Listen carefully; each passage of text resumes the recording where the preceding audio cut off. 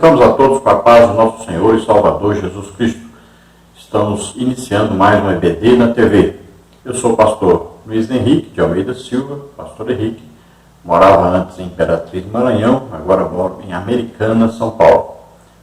Se você deseja nos convidar para estarmos aí, entre em contato conosco. Meu telefone continua o mesmo, lá do Maranhão ainda. Telefone DDD 99, telefone 991520454.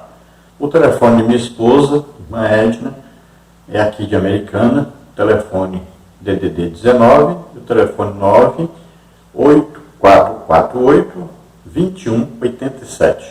Meu e-mail, henriquelhas@hotmail.com.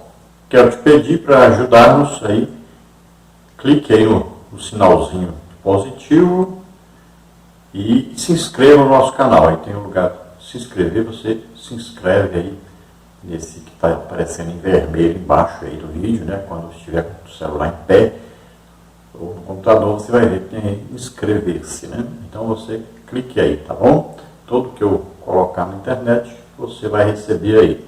Se você deseja nos ajudar, aí estão as nossas cotas na Caixa, do Bradesco e do Banco do Brasil.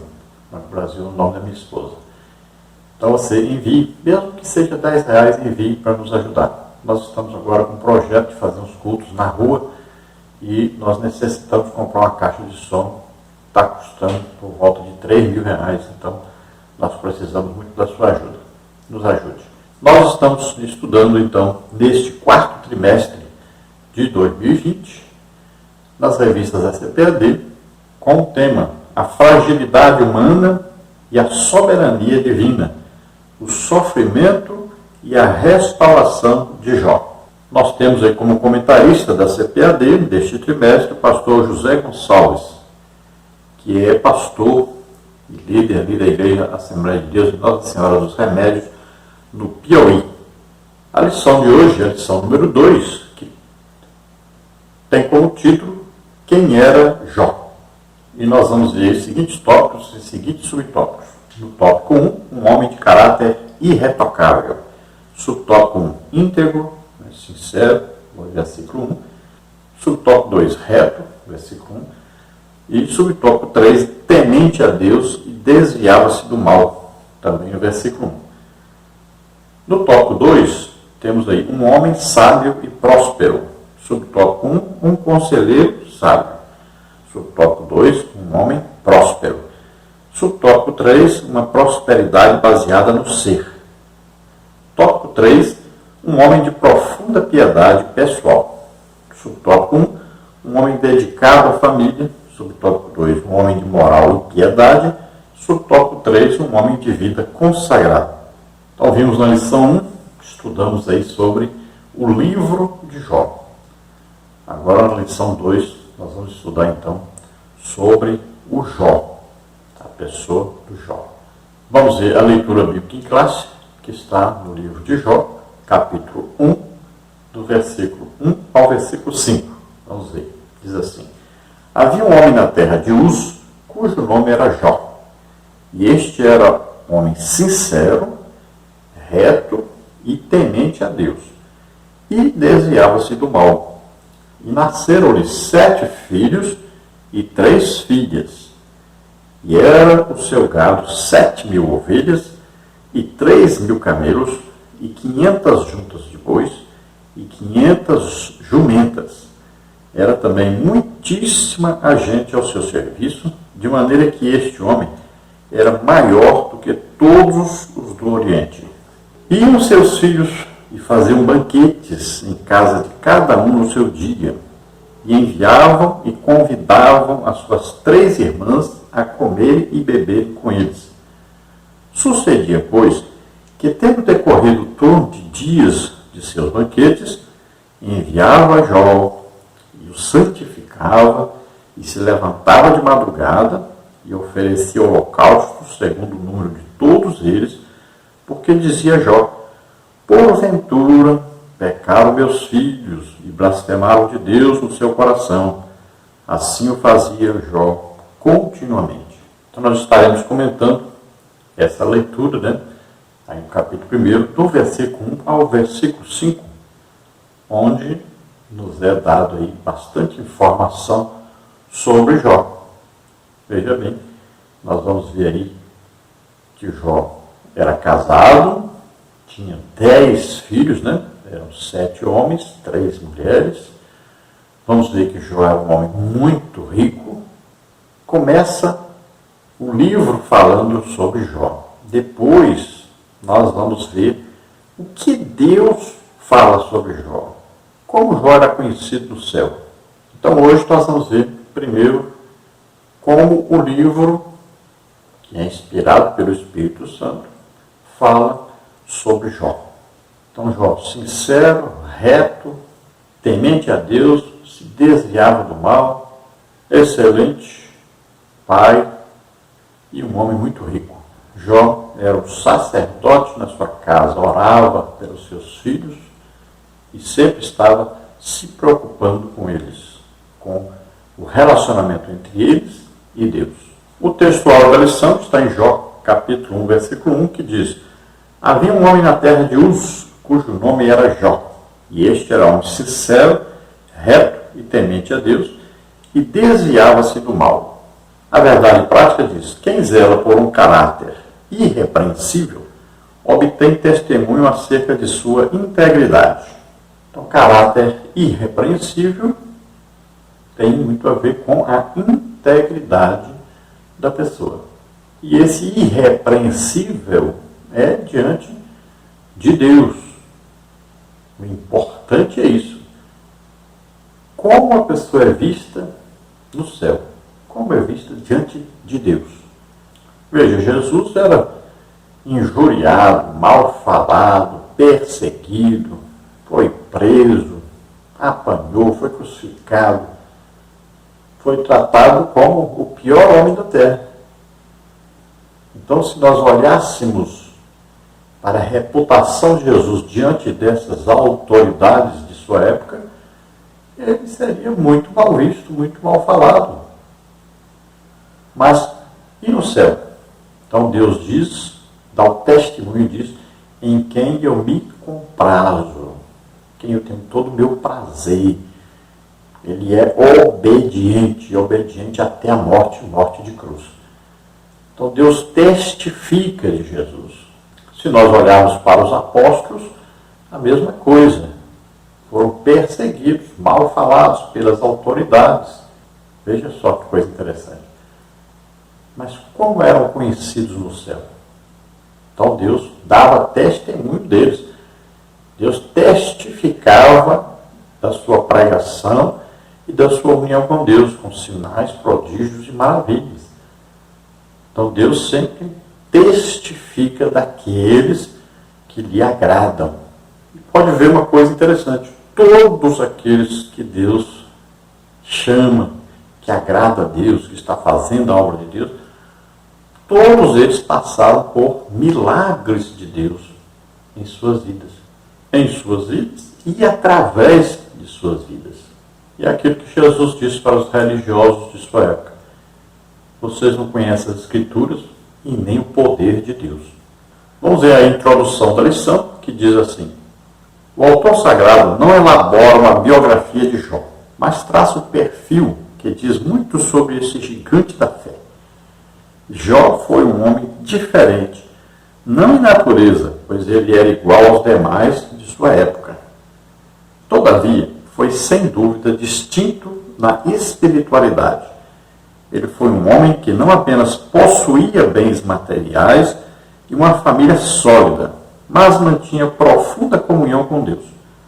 Assim, nesta lição, destacaremos alguns traços da vida e espiritualidade de Jó. Então, Jó era um homem como qualquer outro homem. E ninguém pode dizer, Jó nunca pecou. Não, todos os seres humanos que existiram até hoje pecaram. Somente Jesus Cristo é que nunca pecou.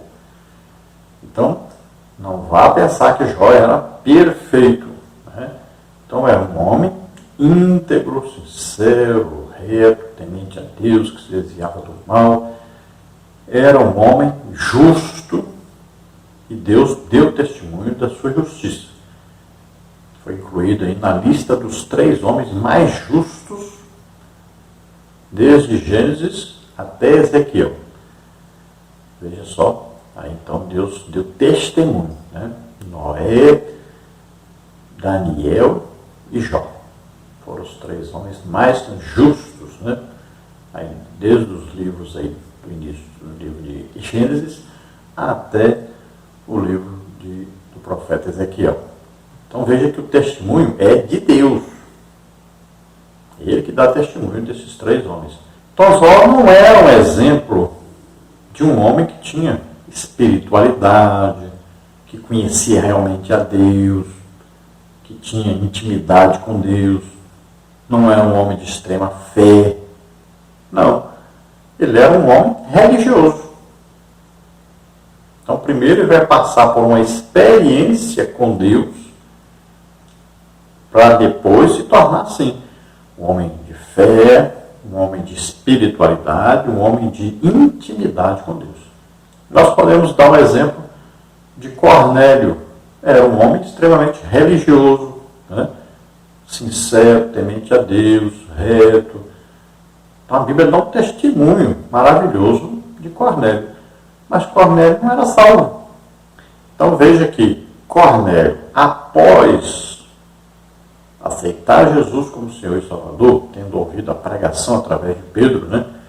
Ele recebeu então o batismo no Espírito Santo, foi batizado nas águas, então passou a ser um homem não só apenas um religioso, agora um homem que tinha fé em Deus, um homem que tinha espiritualidade e intimidade com Deus a partir de então.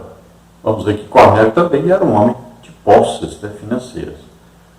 Então, é uma mudança que existe após um conhecimento de Deus. E Jó passou por isso. E ele cresceu, né? Então, no conhecimento de Deus, na graça de Deus, passou a ter intimidade com Deus. Vamos ver no tópico 1, um homem de caráter irretocável. Subtópico 1, íntegro, sincero. O caráter define o que uma pessoa é de verdade. Ela é vista a partir dos valores que governam sua vida interior. O mau caráter define uma pessoa que não merece confiança, que é desonesta e que, portanto, não possui valores nobres. Jó não era um homem sem pecado, mas tinha um caráter irretocável. Nesse sentido, os primeiros versículos do livro possuem vários adjetivos que descrevem o seu caráter. No primeiro, o autor apresenta como um homem íntegro. A palavra íntegro, que traduz o hebraico tam, possui o sentido de inocente, sem culpa.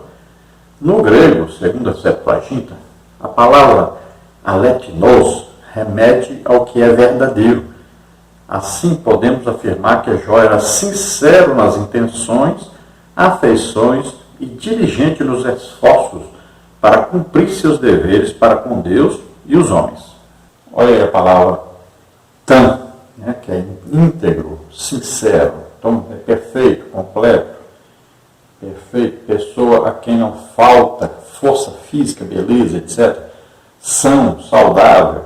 Uma pessoa normal, pessoa calma, íntegro moralmente, inocente, que tem integridade. Pessoa moral e eticamente pura. Pessoa moral e eticamente pura. Então veja, Jó tinha essa qualidade. Então essas qualidades de Jó vão indicar quem era Jó. Então juntando as qualidades, elas formam o caráter, né, da pessoa. E nós vamos ver aqui que Jó tinha essa capacidade de ser íntegro. E é difícil ser íntegro, porque nós vivemos em meio a uma sociedade. E uma pessoa, para ser íntegro, muitas vezes, ele vai ter que contrariar a maioria. A integridade até nos leva também para o lado da pessoa que não é corruptível. E nos remete àquela fala, né, dos apóstolos que disseram: mais importa obedecer a Deus do que aos homens. Mas importa agradar a Deus do que aos homens. Subtópico 2, reto. Ele também era um homem reto, que no hebraico Yavá tem o sentido de alguém justo, direito. Na Septuaginta, de acordo com o grego, amemptos, possui o sentido de irrepreensível. Portanto, o homem de Uz era justo, reto, direito e se comportava de maneira irrepreensível. Veja aí, reto, né? Yassá. Reto, honesto, correto, direito, reto, plano, certo, agradável, correto, direito, justo, honesto, conveniente, próprio, honestidade, retidão, honesto, aquilo que é honesto, substantivo.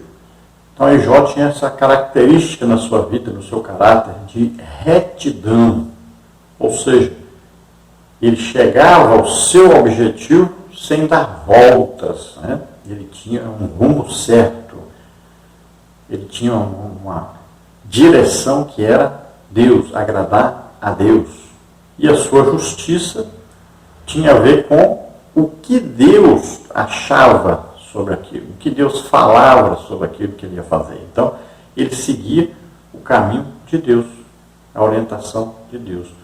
Então, na sua vida, ele procurava fazer tudo para ver o que Deus faria, como Deus agiria nesse caso. Então, é assim que ele agia. Então, é um comportamento irrepreensível. Subtópico 3, temente a Deus e desviar-se do mal. Jó é descrito como alguém temente a Deus, que se desviava do mal.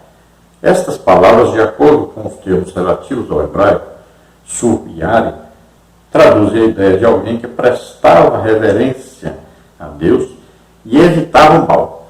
Já na Septuaginta, os termos relativos ao grego, teosonés, e a Peixoto trazem o sentido de alguém devotado ao culto e adoração a Deus e que, por isso, mantinha o mal sempre à distância.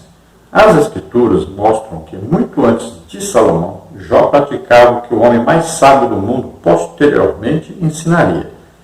Teme ao Senhor e aparta-te do mal. Provérbios 3, 7.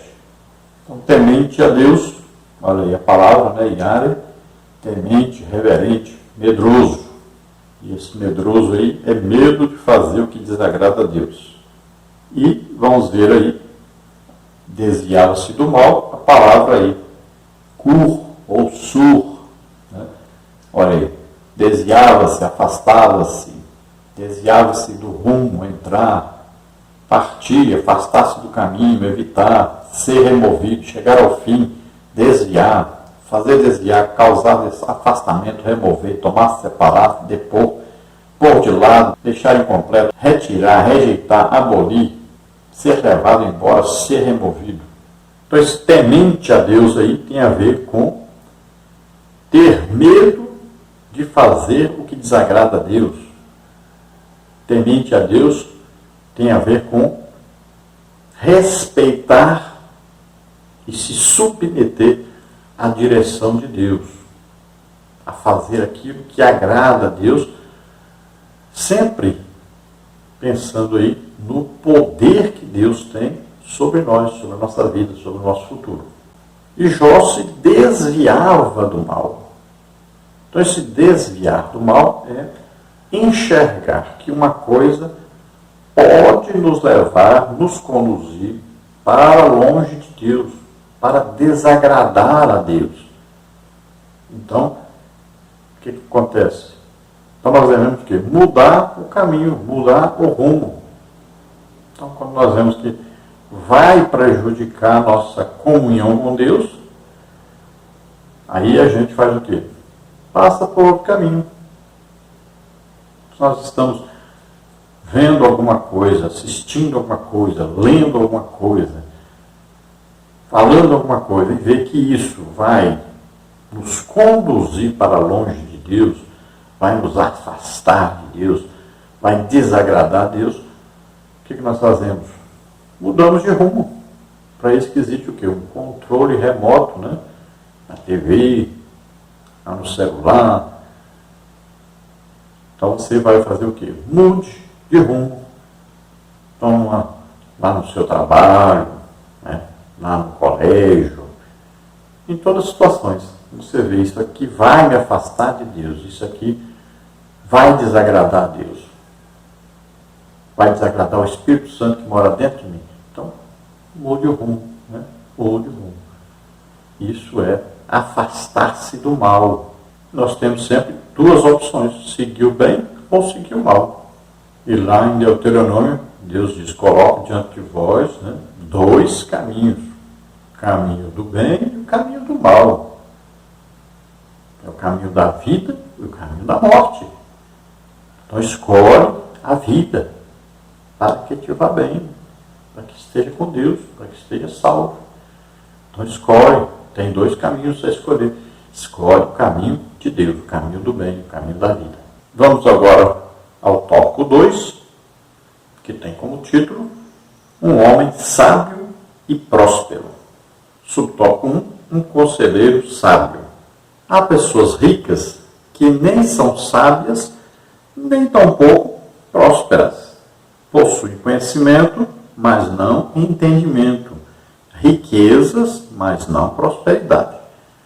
Jó distingue-se desse aspecto. Ele foi um homem sábio, rico e próspero. A Bíblia afirma que Jó era maior do que todos os do Oriente. Jó 1,3. Maior aqui não pode ser entendido apenas como uma referência a bens materiais, mas também a sua sabedoria. Estudiosos destacam que Jó era mais importante em sabedoria, riqueza e piedade do que qualquer outra pessoa daquela região, e ressaltam o conhecimento da sabedoria de Jó, conforme se destacava a sabedoria dos orientais, expressa em provérbios, canções e histórias. Isso fazia dele um homem proeminente a quem as pessoas recorriam com frequência em busca de conselho e orientação, como está escrito aí em Jó 29, 21 e 22. Então Jó, sábio, rico e próspero. Veja só. Sabedoria para o quê? Para dar conselhos, para saber viver corretamente. Sabedoria para entender, né, de todos os assuntos da época. Rico financeiramente, né, e próspero aqui é aquele que é rico, mas que distribui a riqueza, que ajuda os outros. A verdadeira prosperidade de Deus é essa. Não é reter, mas é receber verticalmente e distribuir horizontalmente. Então, é receber de Deus e abençoar as outras pessoas. Esta é a verdadeira prosperidade bíblica. Então, Jó era o maior ali no Oriente, entre todos aqueles que ali viviam, mas nessas três coisas: sabedoria, riqueza e prosperidade. Vamos ler Jó 29, 21 e 22 para a gente entender melhor. Olha aí. Ouvindo-me, esperavam e em silêncio atendiam o meu conselho. Acabada a minha palavra, não replicavam e minhas razões destilavam sobre eles. Então Jó fala aqui de que ele dava conselhos às pessoas. E as pessoas não ficavam replicando, né, discutindo, dizendo que Jó estava errado. Não, eles ficavam em silêncio. Eles reconheciam a sabedoria de Jó. Olha só. Então, um homem que era respeitado por todos. E ele fala das crianças, dos jovens, dos adultos, todos reconheciam a sabedoria de Jó. Todos queriam conselho de Jó. E assim, todo crente, né, ele deve ter isso, poder aconselhar, poder direcionar as pessoas para Deus, para o que Deus ensina. A maioria das pessoas precisa muito de orientação em tudo. Na vida conjugal, na vida familiar, na vida financeira, em tudo. E sempre um cristão, um crente verdadeiro, deve estar disposto, né, a responder a cada um segundo a palavra de Deus, ensinando qual atitude, qual caminho tomar. Subtópico 2, um homem próspero. O homem de Uz não era apenas rico, mas sobretudo próspero. O texto sagrado destaca que além de sua esposa, ele tinha 7 filhos e 3 filhas. Como está no versículo 2. Para os padrões da época, possuía uma família com formato ideal. Ele também era um fazendeiro bem-sucedido. Em sua fazenda havia 7.000 ovelhas, 3.000 camelos, 500 juntas de bois e 500 jumentas. E tinha também muitíssima gente a seu serviço. Versículo 3. Então aqui fala da sua riqueza.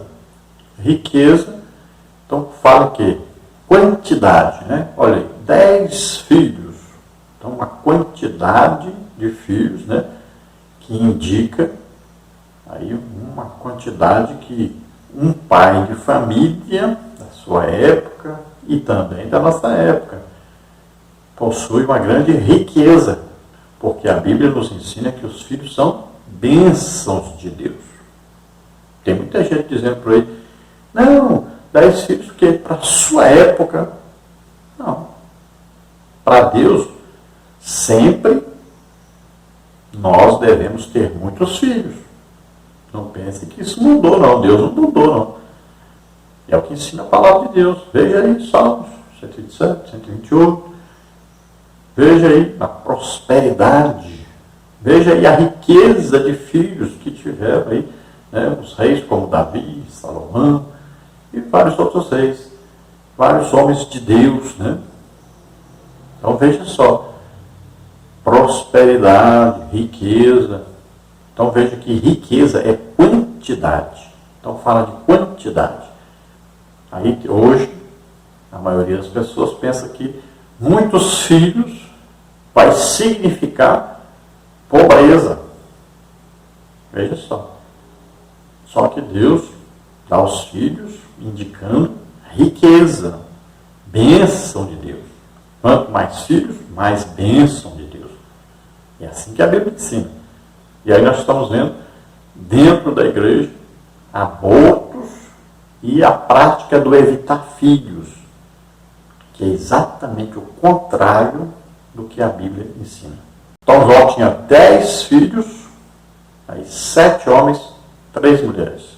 Outra coisa que fala da riqueza de Jó, que é a quantidade, né? Fala aí das suas posses, que eram que resultado da bênção de Deus. Tanto é que Satanás, quando acusa Jó, né, ele vai dizer que Deus abençoou Jó. Olha aí, com quantidade, muitos filhos e muita riqueza, muitos bens materiais.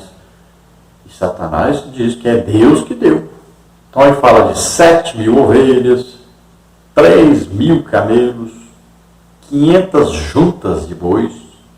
Então juntas aí, então, são 1.000 bois, né? São 500 juntas, são 2 bois de cada junta. E os bois que são usados em juntas são excelentes, fortes, né? Saudáveis, e bois treinados. Então fala também de 500 jumentas. Então aí fala dos animais. Para se ter esse tanto de animais, é porque se tinha muitas terras. Então uma fazenda grande realmente. E aí fala também dos funcionários, a quantidade de funcionários. Diz muitíssima gente a seu serviço. Então riqueza aí sempre fala de quantidade. Então muitos filhos, muitos animais, muitos empregados. No subtópico 3 fala de prosperidade, uma prosperidade baseada no ser. Jó, portanto, possuía um grande patrimônio e uma bela família. Sua prosperidade se refletia na relação harmoniosa entre ele, sua família, seus negócios e, sobretudo, Deus. Não era uma prosperidade estabelecida somente no ter, mas principalmente no ser. Então, prosperidade não fala agora de quantidade. Prosperidade fala de quando se recebe de Deus e se transmite. Então a pessoa é um canal de Deus para abençoar os outros. Então veja que Jó abençoava seus filhos, orava pelos seus filhos, oferecia sacrifícios pelos seus filhos. Então, como ele era um homem temente a Deus, então ele passava isso para a sua família. Ele queria sempre abençoar a sua família. Como ele era um homem que tinha riqueza, então ele ajudava aos pobres e aos necessitados. Como ele era um homem sábio, ele aconselhava as pessoas. Veja só, recebe de cima, de Deus, e passa horizontalmente, passa para os outros, aquilo que recebe de Deus. Esta é a prosperidade bíblica. Receber de Deus e repassar para as pessoas. Abençoar as pessoas. Então, como Jó tinha aí riqueza material, ele abençoava as pessoas com a riqueza material. Como Jó era um homem sábio, ele abençoava as pessoas, dando conselho, aconselhando as pessoas. Então ele era um homem próspero, porque repassava aquilo que recebia de Deus. Vamos agora ao tópico 3, que tem como título Um homem de profunda piedade pessoal. Subtópico 1, um homem dedicado à família.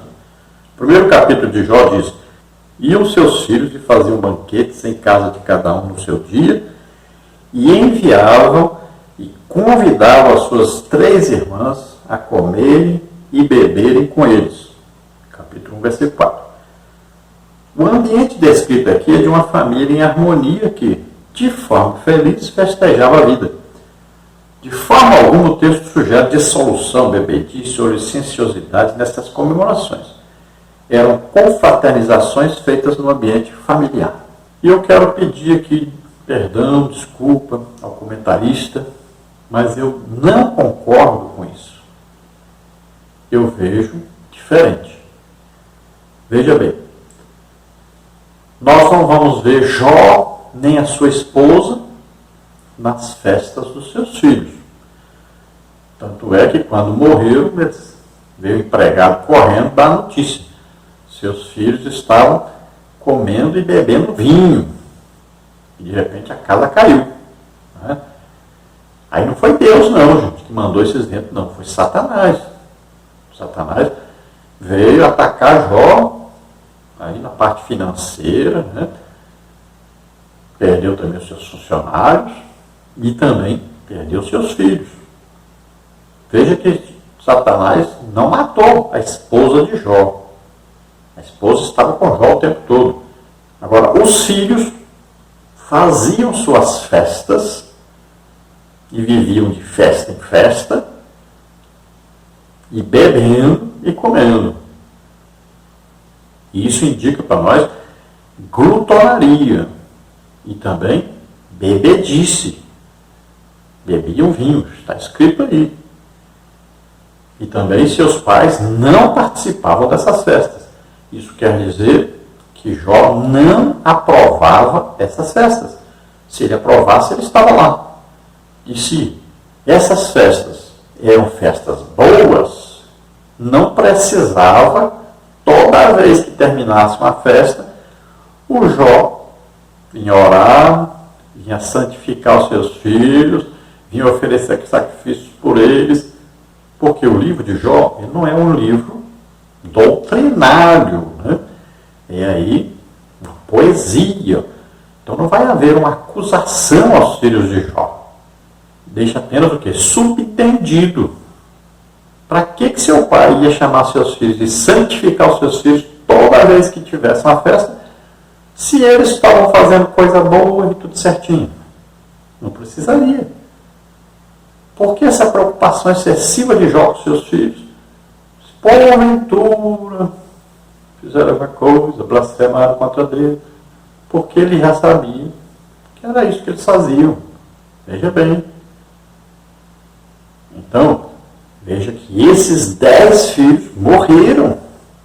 Isso é um indicativo para nós de que esses filhos não prestavam.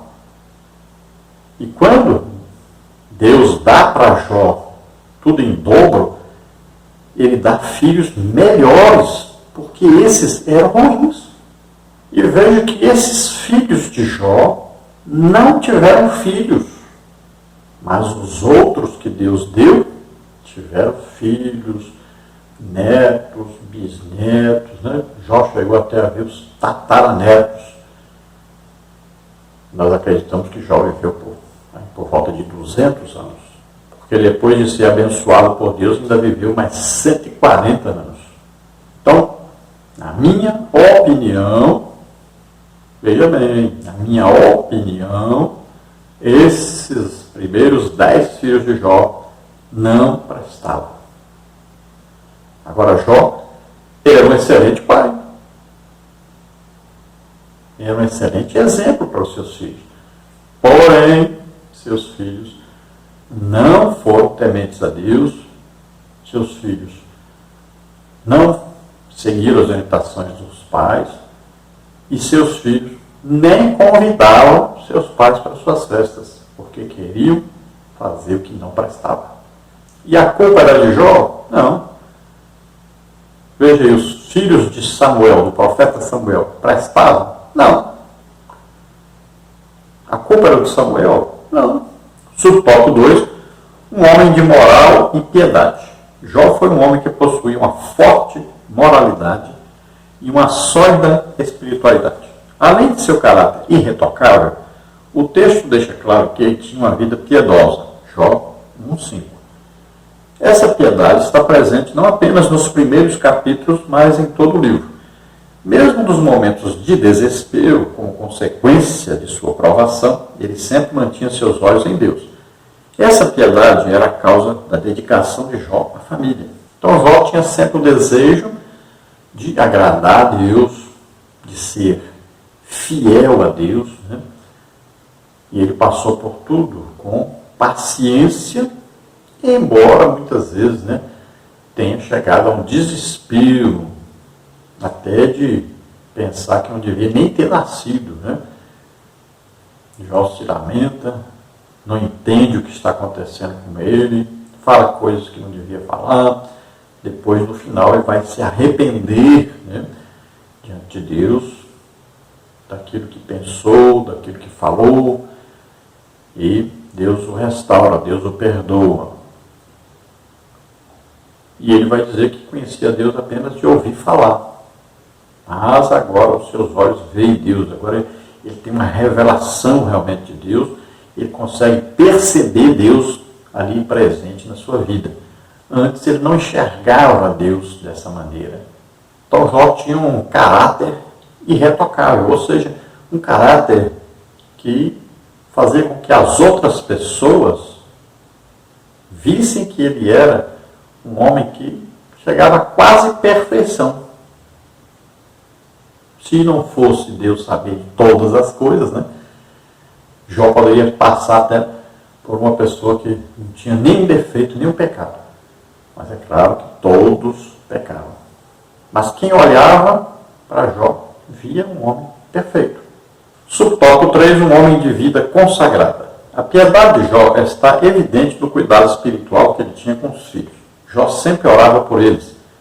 Sucedia, pois, que, tendo decorrido o turno de dias de seus banquetes, enviava Jó e o santificava, e se levantava de madrugada, e oferecia o holocausto segundo o número de todos eles, porque dizia Jó: porventura pecaram meus filhos e blasfemaram de Deus no seu coração.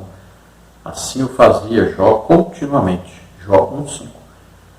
Como sacerdote do seu lar, Jó cumpria o ritual do culto em favor de sua família. O levantar cedo ou de madrugada, como expressão idiomática do hebraico bíblico, é uma forma de enfatizar a piedade de Jó. Então veja que Jó, como todo pai deve também agir, Jó se preocupava com a vida espiritual dos seus filhos, orava por eles, chamava seus filhos para os santificar. Santificar aí quer dizer que ele orava por eles, pedia perdão a Deus por eles, fazia com que eles também pedissem perdão. Jó fazia de tudo para manter seus filhos em paz com Deus, em comunhão com Deus. Então ele sacrificava animais ali em favor dos seus filhos, porque ele achava que fazendo isto, os seus filhos seriam realmente santos diante de Deus. Seriam salvos, vamos dizer assim, né? Pensando que ele poderia influenciar nessa salvação. Mas, na verdade, eu acredito que Deus deixou mesmo que Satanás matasse aqueles filhos, porque já estava de olho neles. Toda a festa, Jó sacrificava animais por eles, orava por eles, santificava-os, pois eles voltavam para mais uma festa, e depois Jó tinha que fazer tudo de novo. Então parece que Deus já estava de olho neles. Então, quando Satanás os mata, é um serviço terceirizado, na verdade. Deus já estava mesmo querendo mandar um juízo para aqueles filhos do Jó. Então, os pais, o que eles têm que fazer é ensinar mesmo a palavra de Deus, levar seus filhos para a igreja, orar por eles, fazer de tudo, interceder, né? Levantar de madrugada, aí pode ser literal, levantar de madrugada mesmo todo dia para orar para os seus filhos. Levante de madrugada e vá orar para os seus filhos. Arrume um tempo. Se o tempo for de madrugada, que é o único tempo que você tem, pois pare de ficar assistindo televisão até tarde, né? Pare de ficar fofocando até tarde no celular e levante de manhã cedo. Quem dorme cedo pode levantar cedo.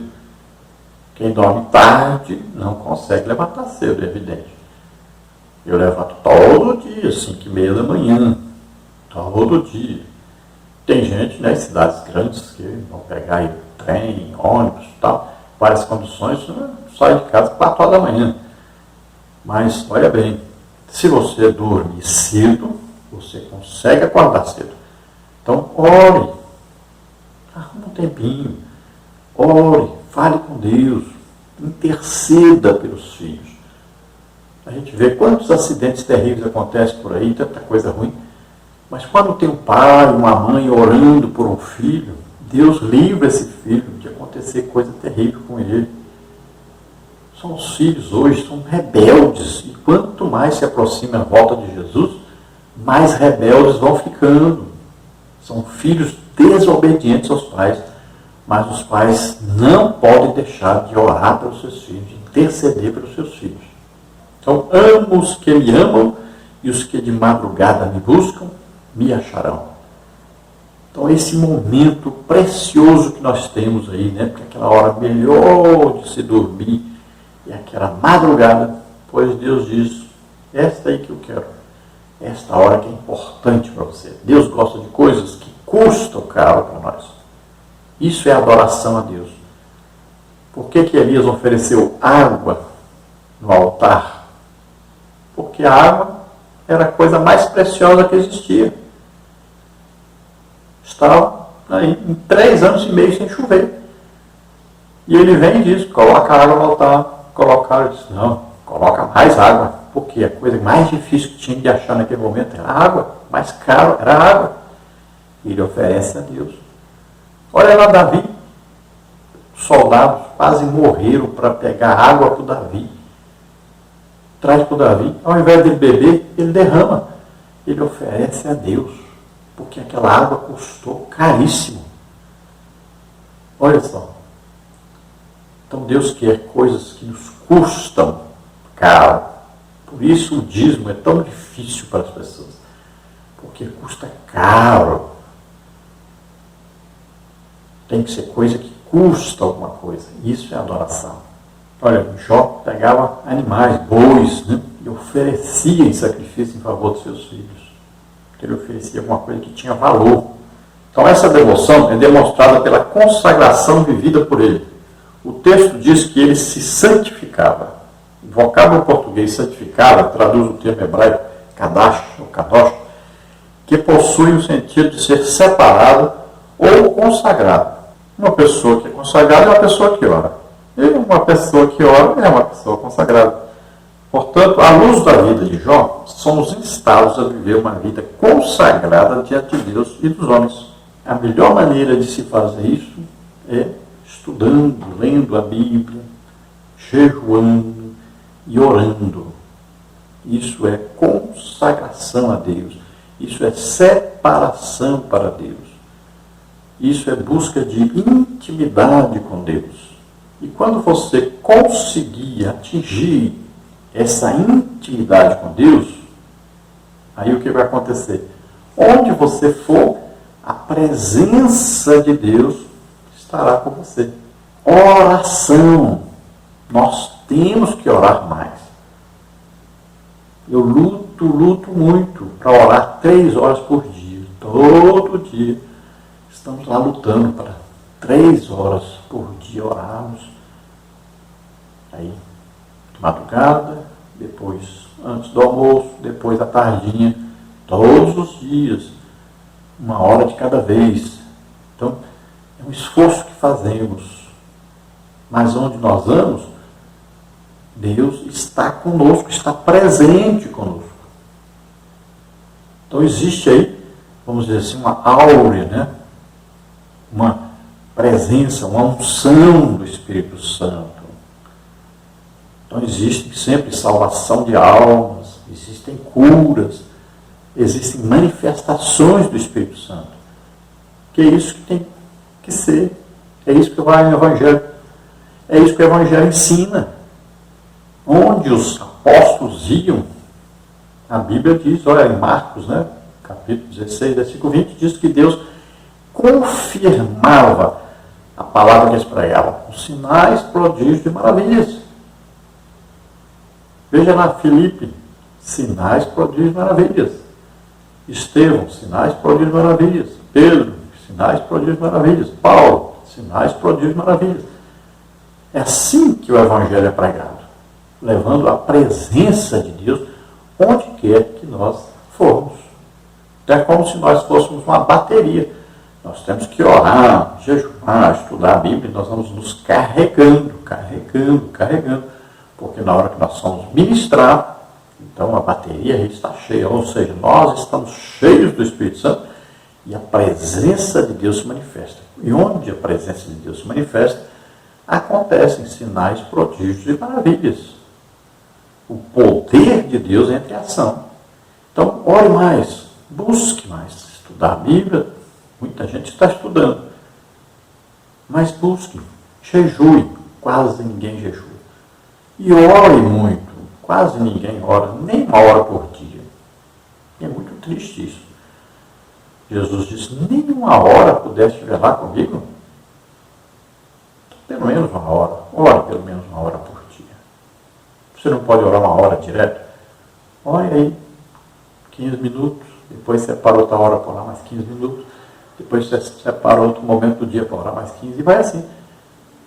Mas ore pelo menos 1 hora por dia.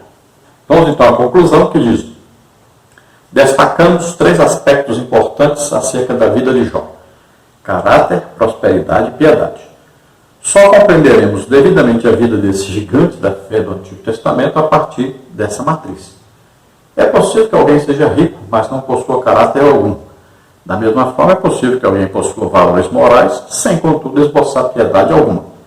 Todavia, ninguém terá um caráter irretocável, não apenas fragmentos ético-morais, prosperidade, não apenas posses, piedade, não apenas religiosidade, senão conhecer a Deus na intimidade. Jó era assim, íntegro, reto, temente a Deus e se desviava do mal. Então é evidente que nós temos que conhecer aí os 2 momentos da vida do Jó, né? Antes dele conhecer realmente a Deus, né? De ter intimidade com Deus, e o depois de passar por toda essa prova, e aí sim ter realmente um encontro com Deus, de conhecer realmente a Deus, de ter intimidade com Deus a partir daí. Então existem 2 momentos. O Jó, primeiro, é um homem religioso, extremamente religioso.